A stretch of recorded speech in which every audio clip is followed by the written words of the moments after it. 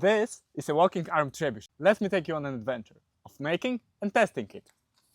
So it all started when I saw this YouTube video. This thing was awesome and I wanted to make it. So once I started learning SolidWorks, it was a perfect exercise in modeling. Starting on pen and paper, or an iPad to be more exact, I made some sketches to better visualize what I wanted to make. I came up with a modular design so that I could modify the trebuchet without reprinting the whole thing. So I 3D printed and put together the first version. And it failed completely.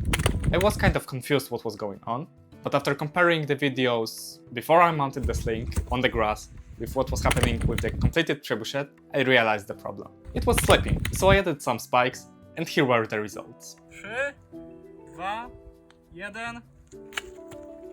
Whoa! But I had an intuition you could get more out of those 2 kilograms at the front. But how?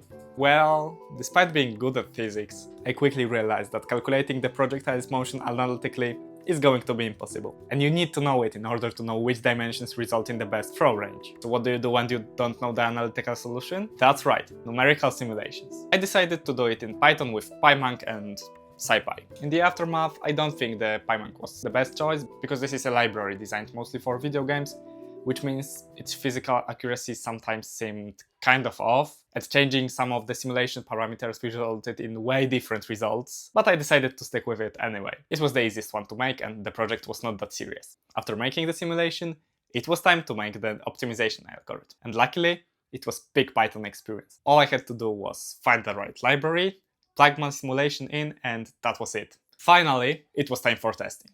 By the way, this video is just the beginning of a series where I learn mechanical design over the summer, so subscribe not to miss it. For sure, it was more powerful than the first one, but this time I felt like with these dimensions you could also get more power. So I doubled the weights using the duct tape. By the way, do you call it duct tape, like in the heating duct, or duct tape, like in, in the thing that looks like a duck and walks like a duck? Let me know in the comments. The result? 3, 2, 1...